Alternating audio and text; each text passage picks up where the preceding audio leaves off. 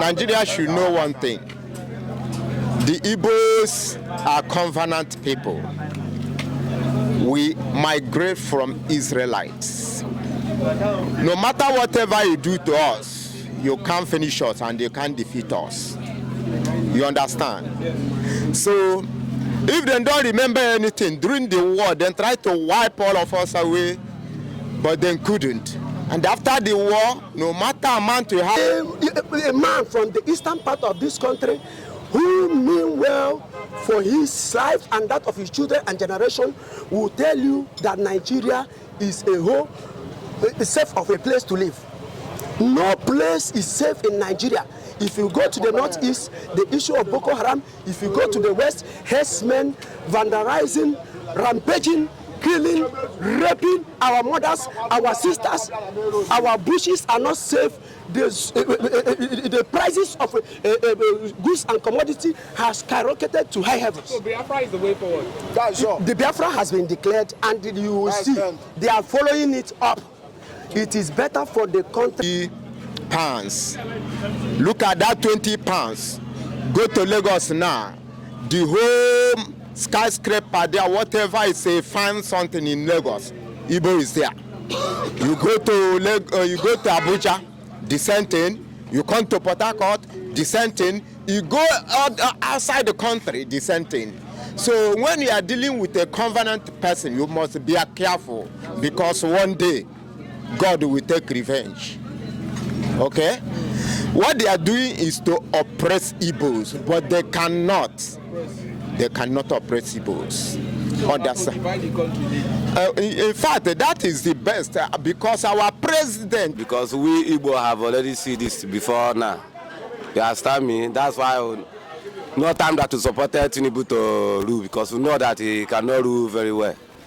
As Nigeria did everything they do by taking the vote to give Tinubu, everybody in Nigeria will face the whole warrant. The consequence of voting Tinubu, yes. That is it. They know everything that is going on. They know that we are suffering. They know that we are suffering. They know that we are not buying fuel for 1,500, 1,300. They know that common men are trekking from one place to another. They know. If they say they don't know, they are lying. Our leaders know that we are suffering. Our leaders know that we are suffering. So let them continue. Nigeria. There is no hope in it. There is no hope for Nigeria. There is no hope at all. And I'm always saying it to everybody who cares to know. This time you have to look out for your neighbor.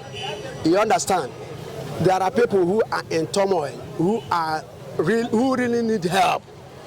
Who really need help. At this time, we extend it to them, no matter how little it is. At this festive period, we should be so much selfish about ourselves. You understand? Once we have something to eat and that our families have something to eat, at least we should extend such gestures to people who also need it in our midst. This time around, thank God, you will hear what is happening in Finland. Nigerian government have kept silent over the Simon Ekpa case. Why? Because the day they pronounced that the Finnish government arrested him, there were so much jubilation in Nigeria, and in our in the atmosphere. The Nigerian government was like they should repatriate him and bring him back to Nigeria. But the case with time, many things are unfolding. And you can see now that you don't hear about this case again in our local news. You don't hear about Simon Ekpa again. If you're a sensible somebody would imagine, why is this so? Why is it that our mainstream medias are not, trying to bring up that issue of Simon Ekpa again? It's very simple. The fact that the Finnish government told Nigeria government to bring case against this very man. If you are claiming he's a terrorist, produce evidences to prove. So we will nail him and imprison him. The Nigeria government they are running away from reality. And what I'm hearing this morning that the Finnish government has sued Nigeria to ICC. So this is what we are talking about. whoever that is trying to tell you that Simon Ekpa is the problem of the Southeast, the person is lying. The person is lying. I want to tell you this, the problem of Southeast are the people who Nigeria government killed in cold blood. These are indigenous people. These are Biafrans. These are innocent children. They were mauled and killed unjustly by the murderous government of Tinubu, by the murderous government of Buhari. And wherever you spill blood, it's not really easy to, remove yourself from it. Blood is thicker than water. Blood is strong. And this blood of the innocent Biafrans that were hanged to death in their indigenous lands, they have come up to fight. And that is the unrest you are seeing everywhere in the Southeast. With that of the state-sponsored terrorism that is going on. Well, talking about that, last week there were Nigerian Biafran flags in the cities and in the villages. Yes. Because there are Biafran flags all over, saying like this. Yes. Not Nigeria. There's no Biafra for now. Yes. So that is to tell you that the Biafra is an ideology. You understand? If people will still have the conscience, will still have the audacity to bring out or flag any flag of Biafra in any territory of Biafra land, that's to tell you that you will not stop their quest with gun and bullet. So in fact, that is the best because our president have no capacity to rule this country, which everybody here know, himself know, because he told us that I heard directly from him from television that he bought this election with a 3 trillion. With a 3 trillion, which he knew that he did not win the election. It was underbought. I say it is his turn because they planned something before. Then after this thing, now you go rule. That is why he was boldly saying, it is my turn. That is not election. Since they failed to give to P2B,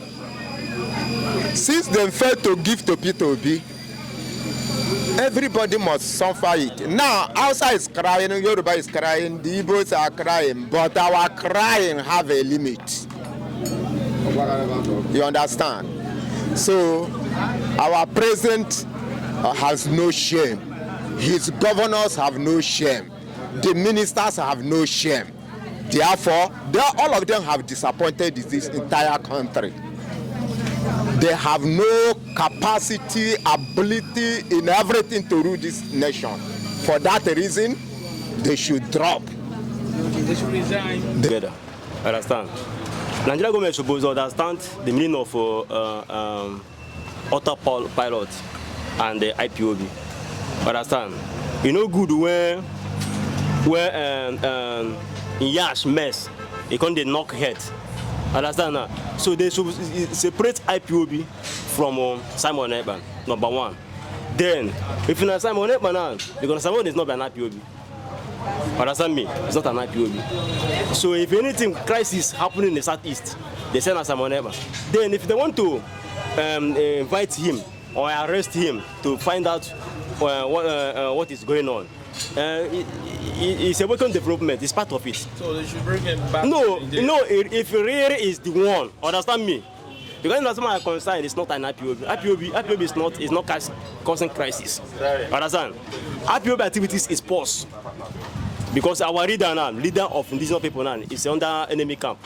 Understand? So no activities of IPOB that is functioning. No any criminal will go commit offense. They putting it in the IPOB here. That person will go to hellfire.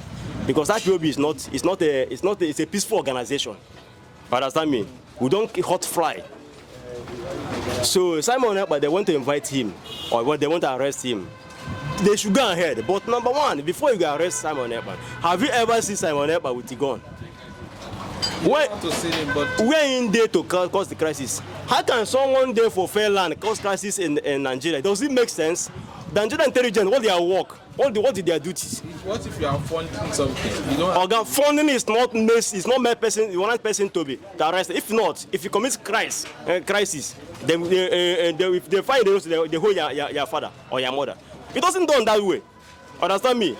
So if true, if he cause crisis, but I'm still doubting it, he cannot be in the fair land and cause crisis in Southeast. The Nigerian government should go back to their politicians, evil politicians where they get. They are the ones that are causing crisis. How can someone say that? For example, River State, someone say that if you put mouth in my matter, in my state, I will put fire on your state. Then what did they do to the other person? Then those states now where they put mouth for Rivers matter, that state now is on fire till right now. For example, Imo State is on fire, Enugu is on fire, Anambra also is on fire, Abia State is on fire. Crisis everywhere. Have you ever entered that person that said that can't comment? What? See, what's the fire in those states? See, the fire is clean, kidnappers. Understand? And it's very, very obvious that someone made that statement and said these are the politicians. So, calling for Simon Ekpa, I'm not against that. But I'm still telling you the inner crisis in Nigeria. The politicians is the one that causing problem on themselves. Understand me? They are the one that causing problem. If you want to pack shit, no use paper, common shit for carpet. You go see the smell. It's either they wash it out or use shovel, put it out from the ground. Understand me? So them now they are the problem of themselves. They need to work on themselves first. Is it a good thing? No. It's not a good thing. And we cannot be living like this because that alone encourages insecurity. There is lawlessness in the land. There is lawlessness in the land. The Nigerian government did not take the issue of Biafra serious. They waved it with a bare hand, and it has come to haunt them. And it's not going to stop. It's not going to stop. And that is why you see every day, even when you try to resist these people, they keep gathering momentum. When you lock them up, you lock 50 of them up, 100 of them comes up. When you kill 50 of them, 300 of them come up. And they are giving birth to children with the same ideology that they are slaves in Nigeria, that Nigeria is not their home, that they are second-class citizens in their very own country. And let me tell you something.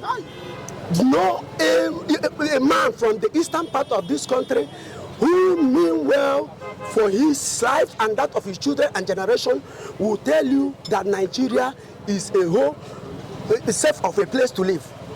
No place is safe in Nigeria. If you go to the northeast, the issue of Boko Haram. If you go to the west, herdsmen vandalizing, rampaging, killing, raping our mothers, our sisters. Our bushes are not safe. The prices of goods and commodity has skyrocketed to high heavens. So Biafra is the way forward. That's sure. The Biafra has been declared, and you will see they are following it up. It is better for the country to come back to its sense. Gather these people now. How soon do you see Biafra coming to pass? Because we've been talking about Biafra several years. Yes. Since 1960 Biafra. Yes. 4 years, like 3 years ago, some years ago Biafra. Yes. But it seems that it's not coming to pass. Let me tell you, the Biafra has existed as a country for 3 good years. Before they surrendered to the entity called Nigeria. And as I'm telling you now, they are about restoring it. They have restored it from the declaration they have in Finland. Biafra has been restored. Biafra has a currency, it has been existing, and so many countries recognize Biafra before they handed over to Nigeria. So I'm telling you, the issue by which the Biafrans raised their hand to fight Nigeria or to secede from Nigeria in 1967 was the single fact of marginalization. That they were left, they were not included in heads of affairs of Nigeria. There were no place in the government, there were no place in the political arena of Nigeria. That symbol, that is what Effiong told them when he was handed over Biafra to Nigeria. That was Obasanjo. He told them that these people's children will rise up if you don't treat them well. That you think that Biafra has ended because of the brutal marginalization, the brutal killing of Nigerian children, the starvation. It has not ended. What will end the Biafra quest is inclusion, love, integration. You must reintegrate these people. And Nigeria said no, that we will continue in our evil way to kill the children of Biafrans. And that is the fact. That is why you see these people coming up again. Nobody will tell me that there is anybody in Nigeria that is more Nigerian than an Igbo man. An Igbo man has passion for civilization. That is why wherever you see an Igbo man, he will be there, he will buy land, he will develop there, he will enhance the place, he will bring development. It is their culture. It is their culture that you see Nigeria looking at. Do you know what happened in the East? It's barely 50-something years. Do you know the kind of destruction? Do you know the kind of carnage that happened in the East here? But do you see fine buildings? Do you see everywhere being developed in as much as the government is not helping matters? But people have been able to industrialize the East. People have been able to bring factory, to bring technology, to bring science. Educationally, they are top notch. So why will you want to? Why will you remain in an enclave that does not care about our love? Biafra must go. There is already Biafra. It's just for the inhabitants of this geopolitical zone to absorb it in their subconscious mind that Biafra has come. All right, now thank you, Mr.